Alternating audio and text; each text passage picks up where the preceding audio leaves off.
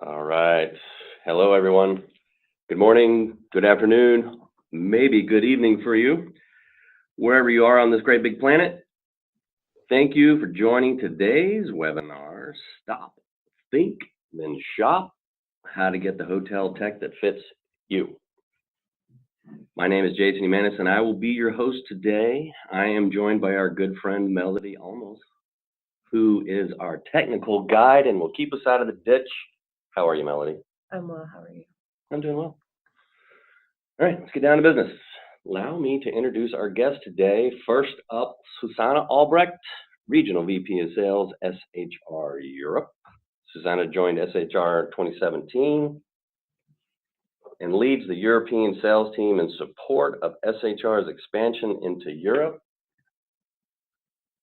She brings a wealth of experience coming to SHR directly from Continental, a leader in the European hospitality tech consultancy sector. Over the past 20 years, Zsuzsanna has held various senior management positions in IT and hospitality.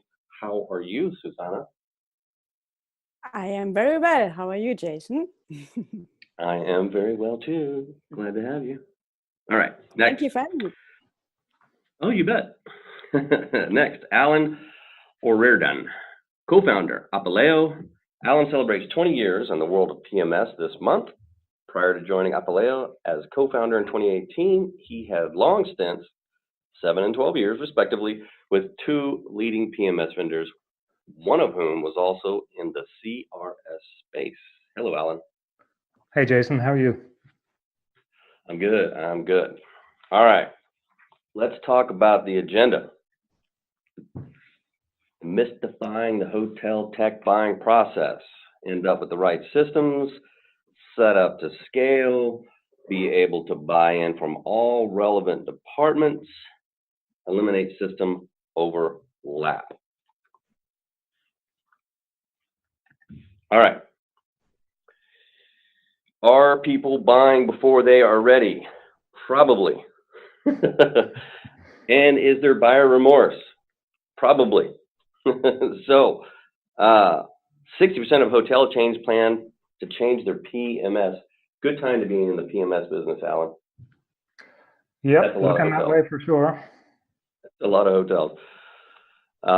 6 out of 10 hotels are missing 20% of the CRS services they actually need. That might be an indictment on us. I don't know. Hopefully, we're letting everybody know what is available to them.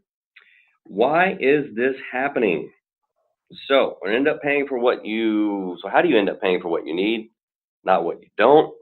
Let's understand the guests first, then your best strategy to accommodate them before you ever get to the trade show floor or request that demo. All right, first, what to avoid. Shopping when you're hungry. That's not a good idea. I do it often, and I come home with a lot of cookies. And cookies don't get the job done. Let's see, Alan. What's your experience with shopping when you're hungry? Do you go home with a lot of cookies? Well, we've all done it, right? And sometimes you can get away with it, but sometimes when it comes to hotel tech, it can be pretty disastrous.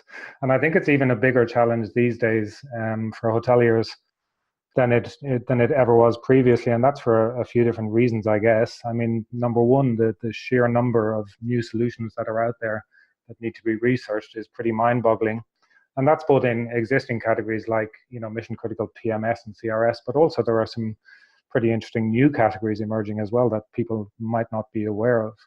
So, whilst there are some genuinely groundbreaking innovations out there, there's a lot of people knocking on your door. I would imagine if you're a hotelier, you're being pretty much bombarded with salespeople trying to sell you their particular solution. It can become overwhelming pretty quickly.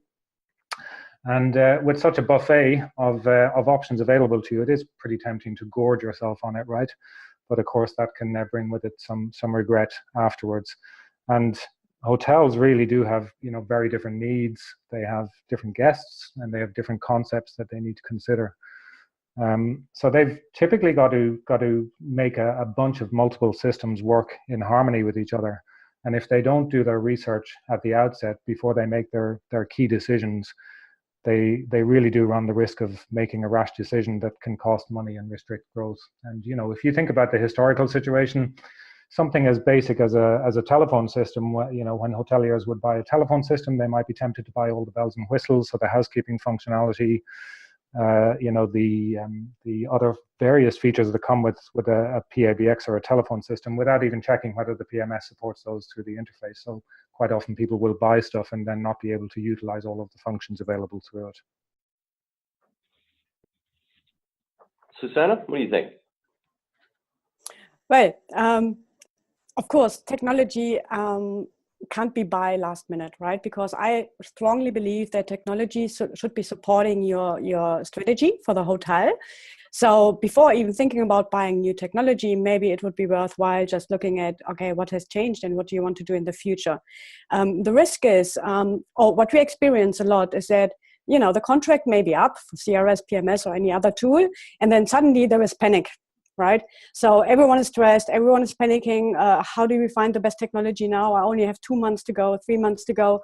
And obviously this is not a very nice way of doing, a system switch, because well, everyone would be just freaking out. And it's a lot of work, a lot of things to consider. And also, when you're looking at new technology, you always have to make sure also that you really verify that you have what you need. So if your boss says, just buy that PMS because I like the salesperson, for example, or whatever, just make sure you're also critical and you're questioning, does that tool really have all the features we need? Yeah, so I wouldn't want to have this shower curtain, for example. So that's a very nice example of a last minute buy, a hungry buy. And I think when we think about technology, it's really important that you are very pragmatic. It's a tool, it's nothing else. So it's really not an emotional buy, which we would do on a private life, but it needs to be a logic buy, right? And research has to be done beforehand. Very good. We're always buying on emotion. Back it up with logic. So get your logic in there. All right. Safe bet versus the smart bet. As Alan was saying, there's a lot of choices out there for hoteliers, and the biggest is not always the best fit. You really got to do your homework. I think a lot of hoteliers get into a 2-year contract. They get a few months into that thing and they're like, oops, I'm not sure I did this right. So, Alan, what's your experience there? Plenty of experience on this one, Jason. I've, as you mentioned at the outset, I've done 20 years in the world of PMS now, and I've witnessed a fair amount of this happening. It would probably be only fair if I draw upon an example that I also contributed to, albeit very naively and unwittingly at the time. But back in my early days as a sales guy, and this is just a classic example of a mistake that I've seen repeated over and over again. Back in my early days, I was invited to meet with the owner of a hotel who had been, we had been recommended to that owner by one of his peers in the industry. And I met with him and we had a 20-minute conversation, and pretty much over that 20 minutes, it was get to know you, talk a little bit about pricing, and yeah, I like the feel of this, let's go ahead. And this was a PMS for a new build hotel. And the owner, in my naivety, I didn't insist that he have a demo or that he do reference checks or anything like that. I think I was pretty hungry just to get the deal, if I'm quite honest. Long story short, the system was installed, by which time, of course, he had appointed a general manager, a revenue manager, and within 3 months, that system came back out again and was replaced by a completely different system. Not that there was anything wrong with the system itself, it just wasn't a good fit for that particular business, if you see what I mean. And I think it's especially true when you come to mission critical systems like PMS or CRS. You've really got to do your research, and you've got to think about every aspect of your business and how that's going to fit into the equation. Just to add to that, I would say that I see an awful lot of people relying not just on the relationship that they build with the salesperson, but also relying on, if you like, market knowledge of what hotels in their comp set are doing. And that's all well and good. I mean, if you know that your comp set are using an application that works well, that's encouraging. But what that does tend to do is to prevent you from going out there and looking at the newer and perhaps more innovative solutions that are coming onto the market. So I guess I would argue, how do you ever gain competitive advantage over those very competitors if you only ever do what they've already done and deployed? Good point. Zsuzsanna? Yeah, very good point. I guess what's also really, really important is that the RFP, the request for proposal, that needs to be very, very detailed, but don't have the history in mind when you're creating it. Think about the future. Think about what is going to happen in 3 years, what is going to happen in 5 years. Of course, no one really knows exactly where we are in 5 years, but making sure you have a proper RFP where all the departments can really put in their requirements and sort them by priority is really, really important. Also, looking at technology, what we see a lot is that it's, that people look at the price, yeah, and the cost. Don't get me wrong, it's really, really important.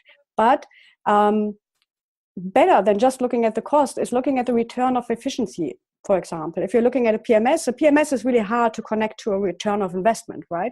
But looking at return of efficiency, making sure that whenever you're looking for new software, you can optimize your internal processes, and you can also, maybe give something new to your guests. That really makes sense. So making a good RFP is really key,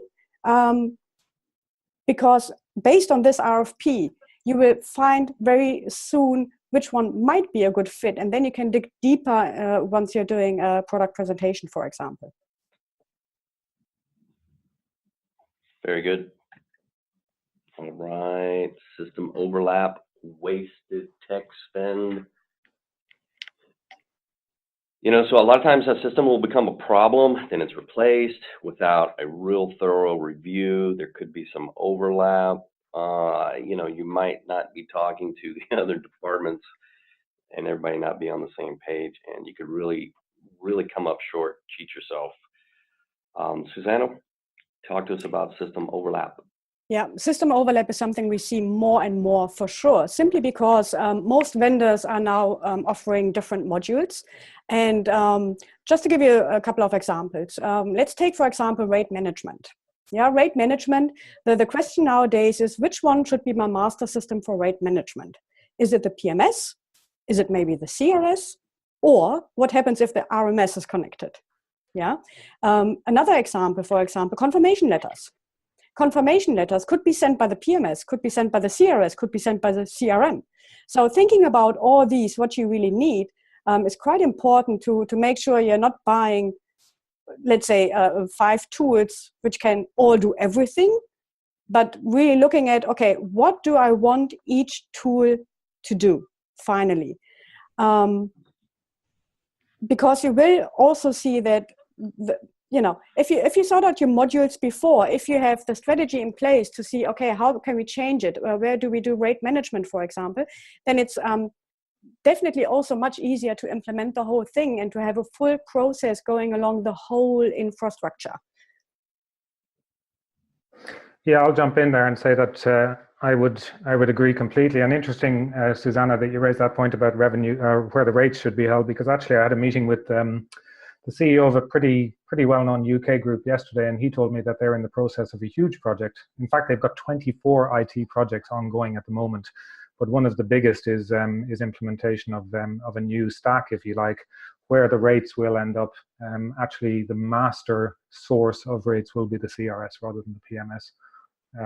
Of course, with the revenue management system plugged in there. So, if you look at some of the guys who have the bandwidth to do this, they're turning things on their head. And this, to some extent, I think is driven by, what we're seeing as a trend towards, I guess, what I'd describe as microservices. And by what I mean by that, the best way to describe that would be, if you think about historical PMS, and of course that's my world and where I'm most comfortable, so forgive me for using it as an example on several occasions. But if you think about the way that PMS has evolved, initially it was just a system which was really a transactional system that handled inventory, rates, availability, reservations, check-in, post charges, checkout, print an invoice, generate some financials.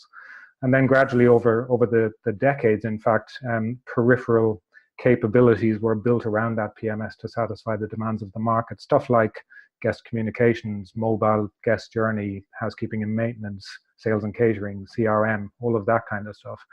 And arguably a lot of the PMSs became pretty big monolithic systems with less than stellar available modules or plugins. And what we're seeing nowadays really is an industry which is very well served by some new players with modern systems, cloud-based, open to integration, that are coming in and starting to be really specialist in those areas. And that really, I guess, the problem that presents is it's starting to make many of the features of a traditional PMS redundant. And yet, at the moment, at least, the vast majority of hoteliers are still paying the kind of fees that would be reflective of that monolithic system with all those peripheral capabilities plugged in, as I mentioned. Okay, let's talk about hidden and soft costs. There's often hidden costs in these type of purchases. You can't always get transparency that's required. Support, that's also something that gets overlooked, forgotten about, but always ends up being a big piece after the fact. Also, there can be a big disconnection between the guests, the tech systems that don't share well, hoteliers, list goes on and on. Alan, give us a word on hidden and soft costs. Yeah, this almost seems like too obvious a slide to or a topic to cover in a webinar like this, doesn't it? But it is surprising how many layers of cost there are that need to be factored into this process. I mean, you've got the obvious costs, the visible, tangible costs, like the vendors' hard costs up front.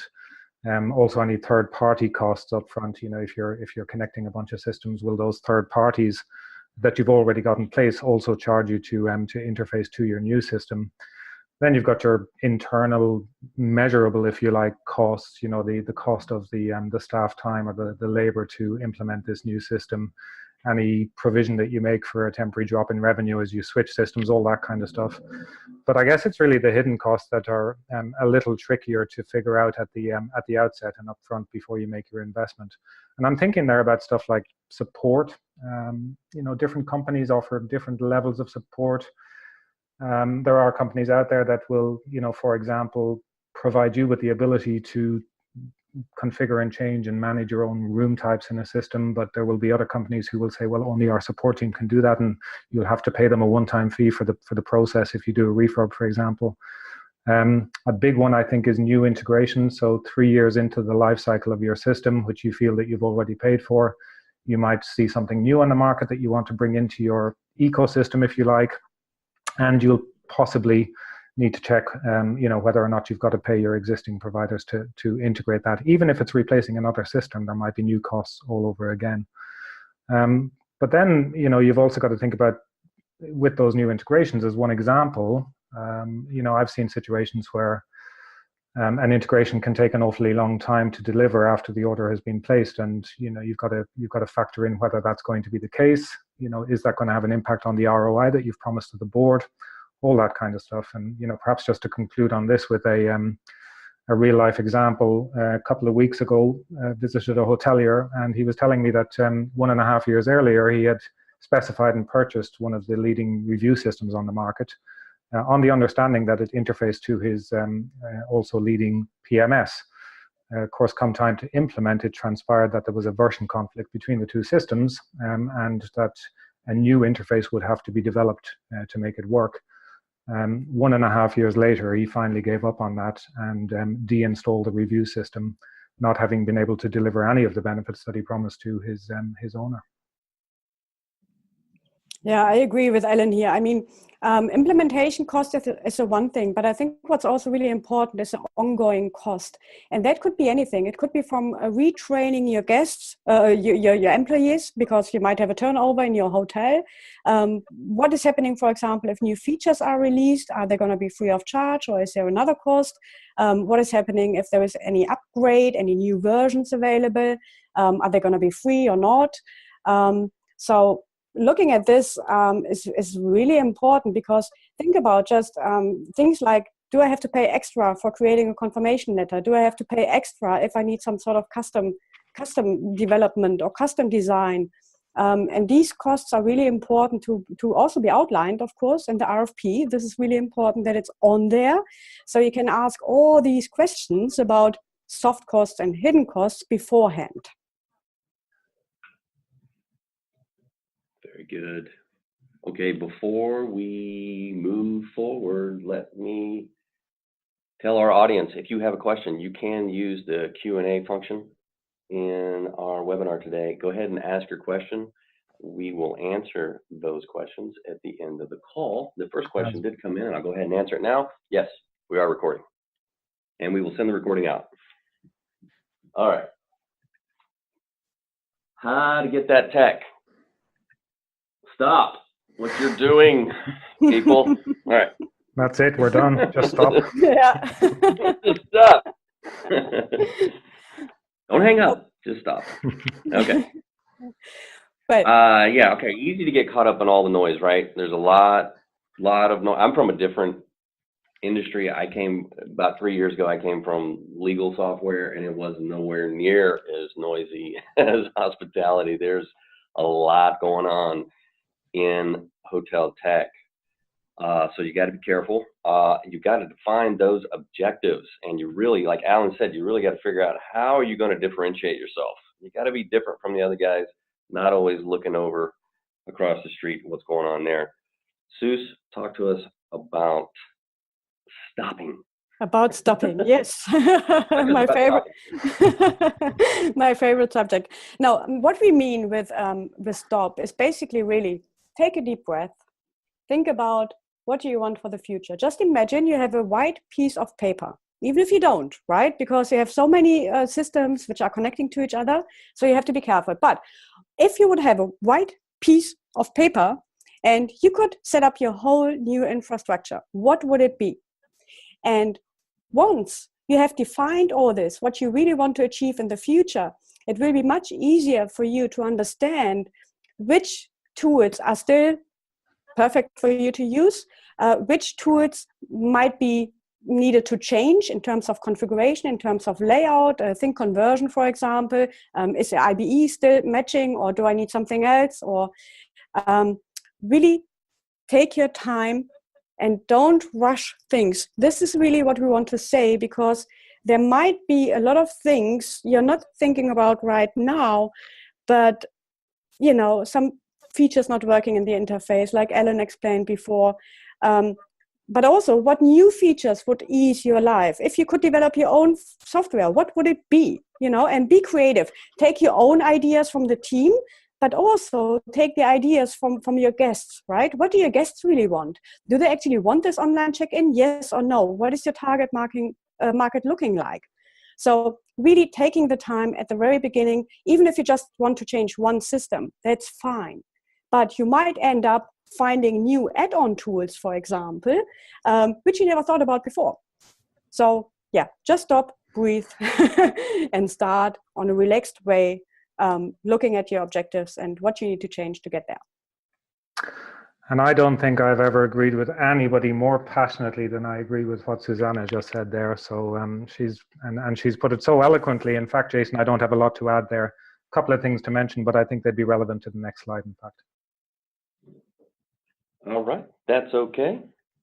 Let's talk about dreaming big. A lot of hoteliers staying in their bubble. Alan, talk to us about getting out of our bubble and dreaming big.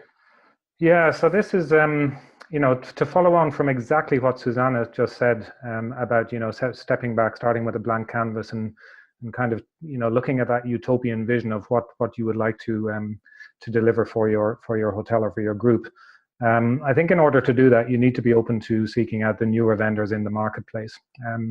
They have some disadvantages. They have some very specific advantages over the established players. The most specific advantage being that they have no legacy, and you know that's such a big deal to not have legacy systems that you're trying to maintain, that you're trying to make fit into whatever your future strategy is, that you're still working on to keep your existing customers happy. It's also extremely restrictive in terms of allowing you to integrate with the newer systems on the market. So I think it's really important to take a look at the newer vendors.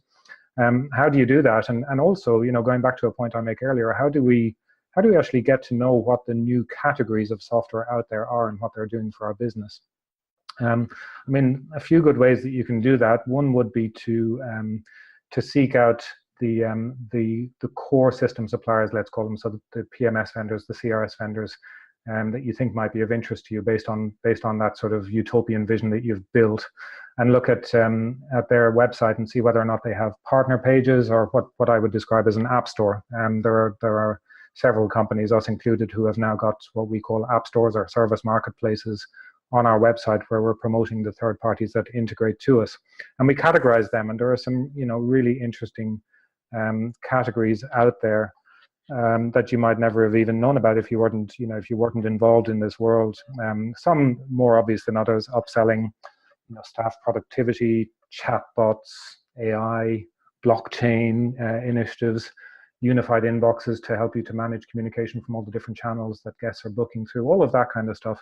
And it's a pretty good place to start to take a look at some of the more innovative, newer vendors and see who they're connecting to, because sometimes that can open up a whole new world for you, if you like.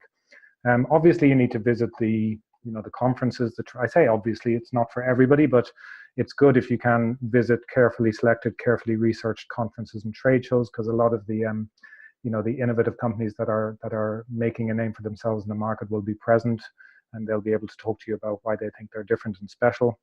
And then I think once you've done that kind of research, then you can start to build out your, let's call it tech stack, your perfect tech stack, to match that vision that you jotted down on that blank piece of paper.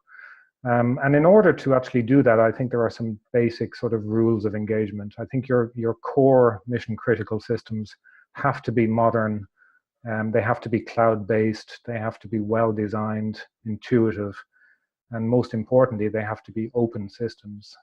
And I'll touch upon a keyword, which is API. I'm not too familiar with the audience out there. Some of you will know exactly what that is. Others, perhaps, maybe not so much. But I think we're going to come back to that a little bit later. But open systems and the openness of the systems that you're selecting is just probably the single most important these days. The single most important thing, I think. And long story short, once you've done all that planning and good research, then the reality is that although that takes a little bit longer, you can actually then deploy systems much, much faster as a result of that, the systems that you select, because they're built and designed to do that. As one example, we have a client who on Monday without our help, started to configure 10 properties with 900 bedrooms, and they are planning to be live with all 10 properties, all 900 bedrooms, interfaces to distribution by the 31st of May. So that's a 9 working day window that they're going to do that in, and they're not using any of our resource for that. So that's an example of what's possible today when you do plan correctly up front and you do your research up front. And just to finish on this point, I think if we all think about the smartphones that we have in our pockets, it's an interesting analogy because, back in the day, phones were designed to make phone calls. And then we added text messaging functionality, and then we added address books. And at some point, Apple, turned around and said, well, this is all well and good, and we can continue to build out here. But at some point, we're going to struggle to keep up with the pace of demand, and we're going to struggle to innovate if we try to do everything for everybody. So with the iPhone, they essentially created a very, very open platform. They focused on being really good at the core phone functionality, but then they opened up to a world of third-party apps, and I'm sure none of us can imagine having an iPhone without a significant number of apps on there to make our life easier. And it's my firm belief that business applications follow the consumer curve, and I absolutely believe, and I've seen so much evidence of this over the past year, that this is where the industry is headed now as well. It should be as easy as downloading an app, authenticating it with your Facebook username and password so that it can grab your email address, your picture, and your friends, to use that analogy, and then be up and running for you as a valid tool without any training. Yeah, and just one thing I want to add here, very important is that you're also openly communicating with the tech providers, because at the end of the day, the hotels are driving innovation. And it's very important. Events is, for example, a very good point, Ellen, to just keep up to date a little bit and keep relationships with different vendors, just so you know who is doing what. And rather than saying, oh, shame, if you ask the question whether they have that XYZ feature, it's better to ask, okay, you don't have it right now. How do we get there, right? How can you help us doing custom development or custom design to get there, to fulfill our wish, the dream? So really important is just to keep the communication going in between the vendors, because if you start thinking about all this just because the contract is ending, it might be way too late. Absolutely. Well said. Good thoughts. Now let's talk about, I don't even know why this lies in here. Resistant to change. Who is going to be resistant to change? Alan, you know people who aren't willing to change? I've come across a few in my time, it has to be said. But it's understandable as well, right? You know, I mean, I think it can be scary. I use the analogy of, you know, certainly in the world of PMS, changing your PMS is a bit like open heart surgery, right? You've got this this beating heart that perhaps doesn't function as well as you'd like it to, but it's still managing to somehow pump blood to the you know, to the organs, and you choose to rip it out, pop another one in there, sew up the arteries, and, you know, sit back, cross your fingers, and hope that the blood starts flowing again. So I get it. You know, I understand that it's scary to think about changing these systems, and users tend to be quite resistant to that change because they have jobs to do and they don't necessarily want to have to go through the process of learning a new application all over again. So I think as decision makers who are driving this strategic change through the organization, you know, and I know I'm probably, to use a British phrase, apologies to those who haven't heard this, I know I'm possibly teaching grandmothers how to suck eggs here, but you know, you've really got to have, you've heard that one before? No, I have not. Yeah, as I said, a little bit localized there, but never mind. You've got to, you know, as the decision-making team, if you like, you've got to keep a clear focus on the big picture and what it is that you're strategically seeking to achieve with this change of system. And off the back of that, you kind of have to be willing, you know, to make some minor sacrifices.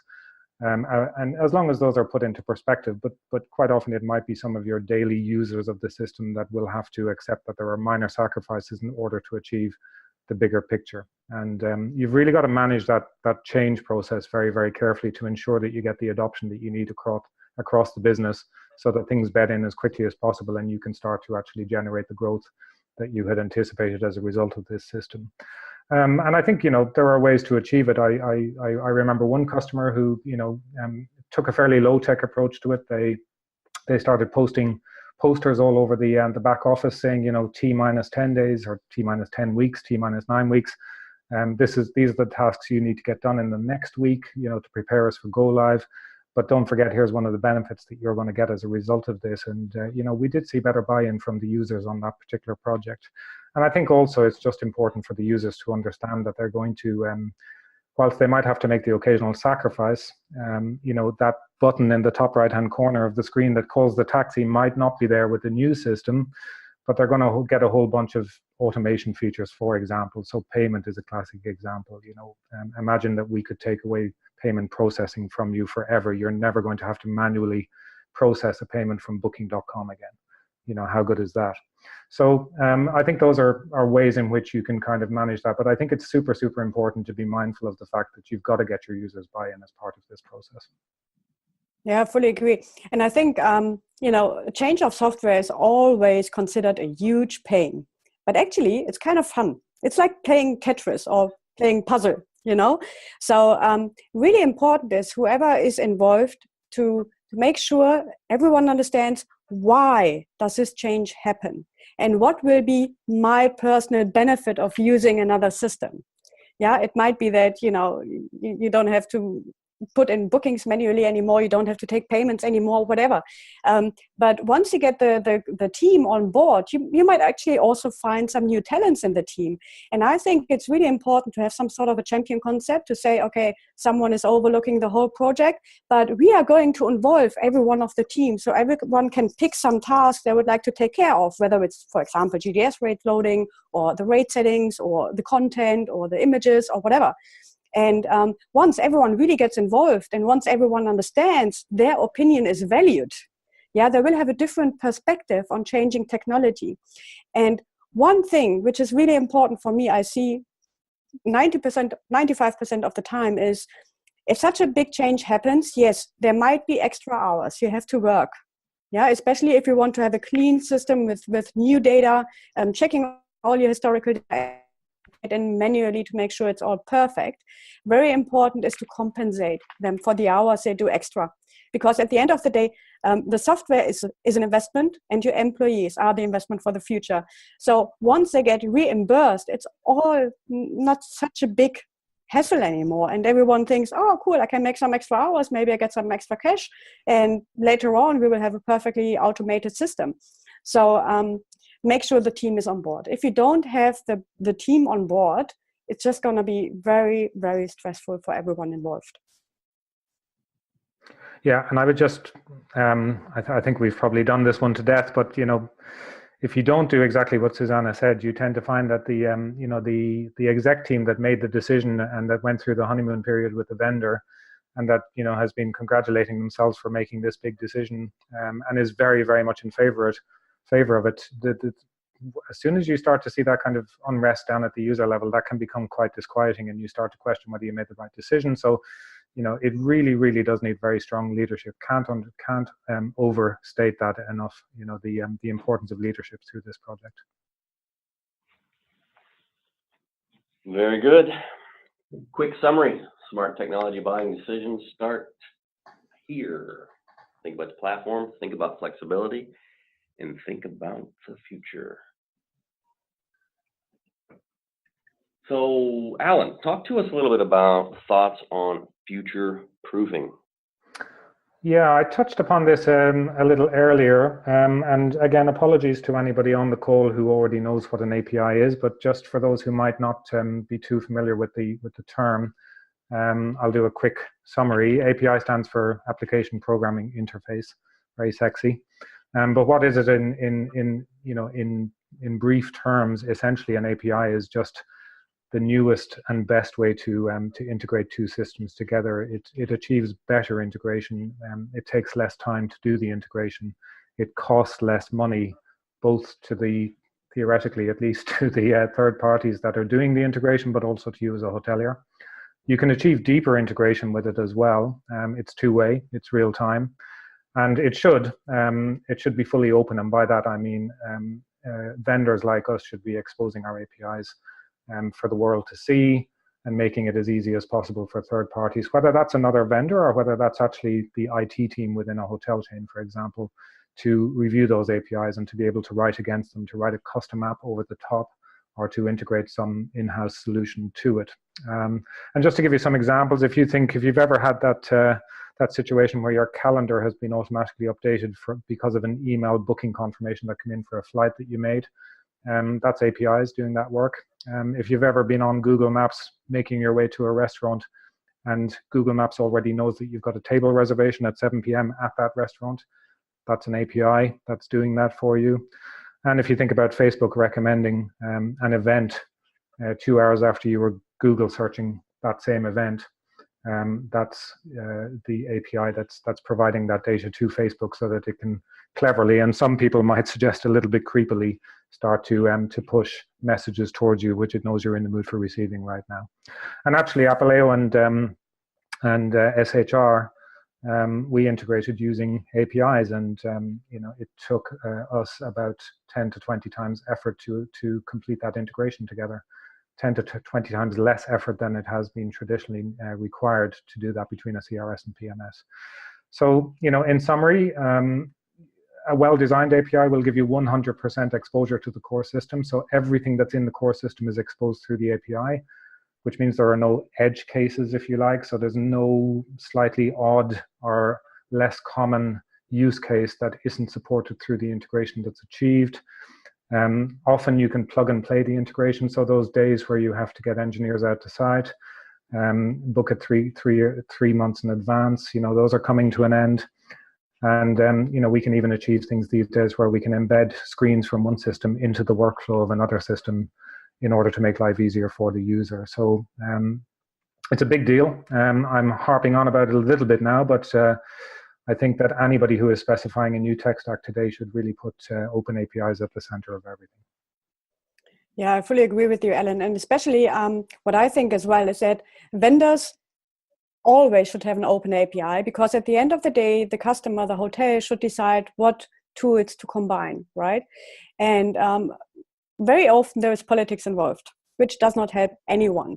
So we, for example, we believe in open API as well, because we say whoever wants to integrate to us, here are the specifications, and then they can start building basically that interface.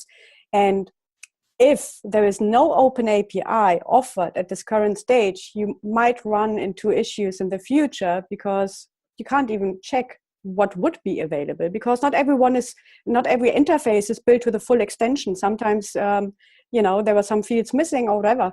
And having an open API just gives you the transparency, and you know what to expect when you connect, for example, apaleo with SHR, because we see what features is listed there. Another thing which I also find very important is there is always this odd case where you need something, but your current providers can't deliver.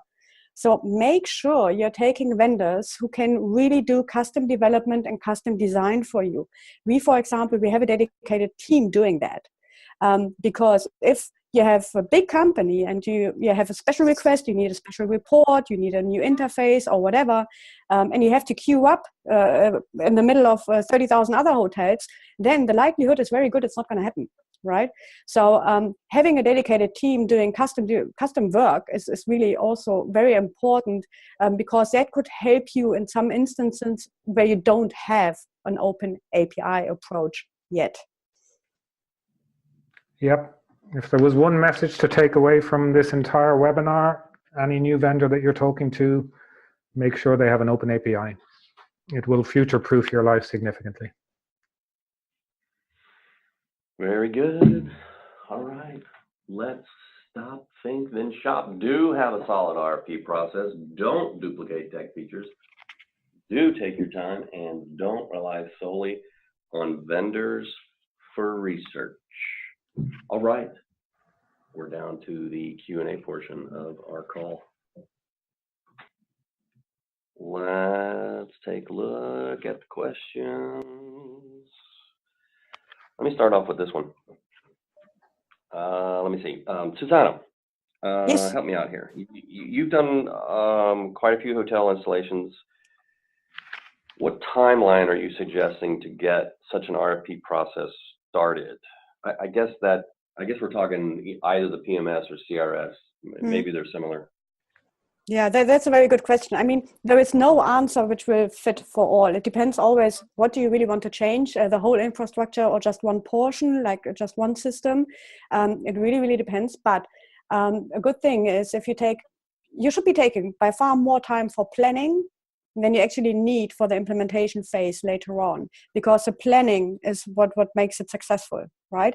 So in any case, no matter how small the hotel is or if it's a big chain, I think you should definitely plan in 6 months for the research to make sure everything is working well. Because once you're starting thinking about new technology and you're reviewing your current procedures internally and interviewing your staff, you will have a lot of things coming up. And while implementation can be quick, it's not so easy to get out of contracts if you made a wrong decision, right?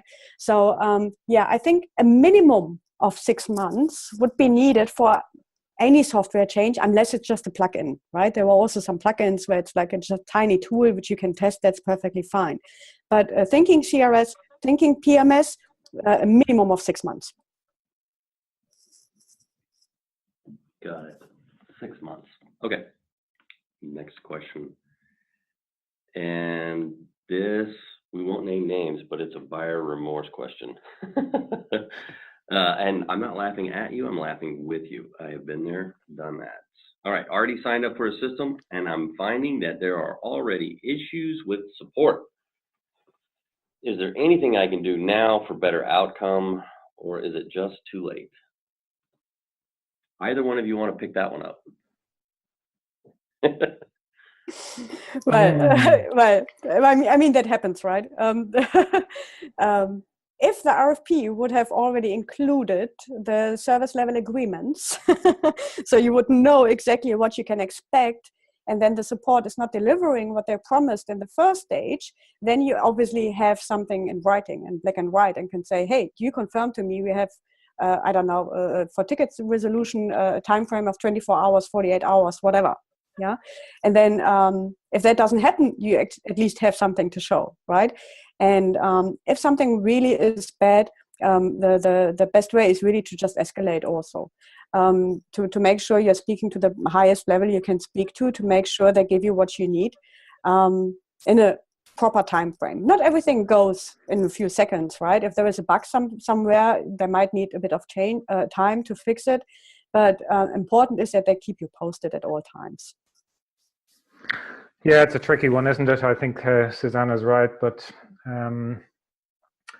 it's a really tricky one to answer. I think sometimes you just have to pound at the door of the most senior person you have a contact with in that organization, make their life hell, and they'll probably get the people below them to deal, to pick up the response. It's a terrible way to have to look at it, but I've seen that have to happen many times. I guess prevention rather than cure is the message here, and doing your research thoroughly will hopefully help to identify some of those concerns, and you can consider before you make the decision whether they're going to be a problem for you or not. Okay. Next one, and I think it's an easy one. Are cloud-based PMS the future? It almost feels like a trick question. I mean, I would of course say yes. I actually come from an on-premise PMS background originally. I'm now purely in the world of what I would call true cloud PMS. So inevitably, I am going to say yes. I guess if I try to be a little bit more neutral about it, there are certain cases where perhaps cloud PMS might not be the right answer. I'm thinking of geographical locations where internet connectivity is still, really unstable. Where performance or reliability of your internet connections cannot be relied upon for a mission critical system. But putting that to one side, or countries where, for example, there's a data requirement that means you have to keep the data in that country, and you can't have a system which is hosted in another country. That would be another reason. But those tend to be exceptions rather than the rule. And I would say, largely speaking, if you go with a modern next generation cloud native, and it's important to say a true cloud PMS, not a PMS that masquerades as a cloud system by putting a browser on the front end, then you are future-proofing yourself to the extent that you possibly can at this moment in time. And I know I'm going on about it again, but I would tie that in with the open API thing, which really is one of the significant benefits that allows you to integrate freely to whatever system you choose moving forward. Yeah. Yeah, fully. And just one thing, when we're thinking about cloud-based systems, I mean, just think flexibility as well. Imagine the hotel live, and imagine you just have an iPad and you can do everything from the iPad, right? You don't have to be at the guest. You can actually be looking after, you don't have to be at the PC. You can be looking after your guests while doing tasks, right? And sometimes, especially revenue managers, they want to have a quick look on the weekend. Are my rates still fine? Did I get a lot of pickup and stuff like this? So especially if we are thinking about the millennium group, basically, I think it has to be cloud sooner or later. There are some regions in Germany, for example, where that might be tricky because of the internet connections, but the government promised us to make it much better in the future. Okay. Next question. How would you advise a hotel to thoroughly evaluate an interface between two systems? I have experienced a situation where a PMS claimed to interface to a CRS, but when we went live, there were significant limitations that were not mentioned in advance. And even, let me say this, because our implementation team sits right outside my office, and so I've heard this come up a few times. And this is really a three-legged stool, isn't it, guys? I mean, this is really the two vendors and the hotel have really got to get on the same page. Yeah, if I can start on this one, because that's also a very important one. You can ask any vendor for their specifications. Now, these specifications, i.e., what can that interface do, are not always very easy to read. Yeah, we are hoteliers, we are not developers, right? But you can ask for specifications and put both specifications side by side to check which features should be connecting. They should be able to give you all the answers in advance. Now, if you can't do this yourself, if you can't read those specifications, it is also a benefit of taking consultants in this case. Make sure, especially if it's more than one hotel, take a consultant on board who has done that a few times beforehand, because they know exactly what to ask and what to check for. And also sometimes what could prevent this is just asking for a demo version. Ask for a demo version. For example, I mean, with Apaleo, we wouldn't have an issue at all creating a demo version together with Apaleo and the CRS, and here, just have a look how it looks, you know, and then you can test it. Ask for tests. It's also a good way of doing it. Yeah, absolutely. I mean, modern systems you should be able to trial the system. You should be able to trial it interfaced into your existing ecosystem as well. Obviously, there are certain instances where you maybe can't do that. You can't be live, but you should at least be able to interface to a test system. And depending, it would be interesting to know where the person that asked that question came from. You know, what kind of environment? Is it an independent hotel? Is it a group? Depending on how much resource you have available to you, and how much time you've been able to allocate to the project, you can do all sorts of test labs and stuff like that as well to kind of do full proof of concept before you go live with something. But Zsuzsanna's basic points about specifications are absolutely valid. And there was something else that I was about to add to that, but it's completely slipped my mind now. Sorry to say, Jason. It'll come to you right when we hang up. Exactly. You could call back in. I'm not sure we'll be here, but talk to myself. All right, next question. Hi, we are building a totally new platform that must connect our systems, people, and process over several hotels and central offices in Europe. What steps to take without getting overwhelmed? Well, my question would be now, have you started building that platform before talking to all the systems which should be connected? Because my idea would be, well, before I start building anything, I need to check if my current infrastructure will be able to support what I'm going to build. If that didn't happen beforehand, then you should do it now. Really going by a list, check all your vendors, tell them what you want to do, and ask them how you can get there. Whether, if you're building your own platform, you can probably also build your own interfaces, right? So just speak with them and see if they can support you along the way to also make sure that you later have a certified interface, because some sort of certification is really key. Just thinking about GDPR and stuff. So really making sure it's certified from both ends.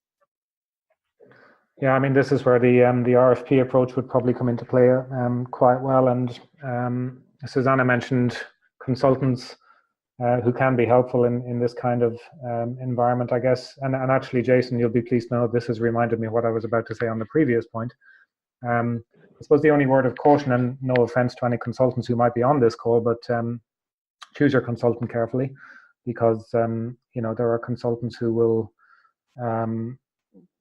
absolutely go out there and specify the best possible solutions for your business needs, and then there would be others who might be a little bit nervous about making recommendations to go with relatively new or innovative platforms that they haven't personally had experience with in the past. So it's always a tricky one, that one. But most of the consultants that I know, I'm pleased to say, are very neutral in their approach and will always look after the best interests of their customers, but just something to bear in mind.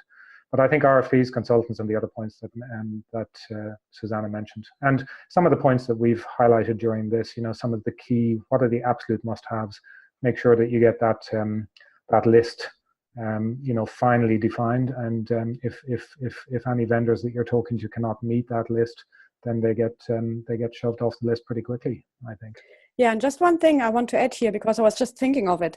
What I used to do when I had, I changed pretty much every system there is in the hotel in my past life. But what I did in this instant is basically, rather than looking at how to develop something, is basically looking first at the flow, at the process flow. What data do I want to travel from A to B to C? What should be shared? Where does the cleaning of the data happen, and stuff like this? So if you have like a flow chart on what you're trying to achieve, I'm not sure what system it is you're going to build, but having this flow chart really helps you, because maybe, and that's just a maybe, once you are building your own platform in some sort, maybe you don't need all these other features from the other vendors anymore. Mm. And this is again why I think it's also important to work with vendors who do custom development, because you always should ensure you have companies to work with who are really listening to you, and who say, okay, yes, doable, no, maybe not.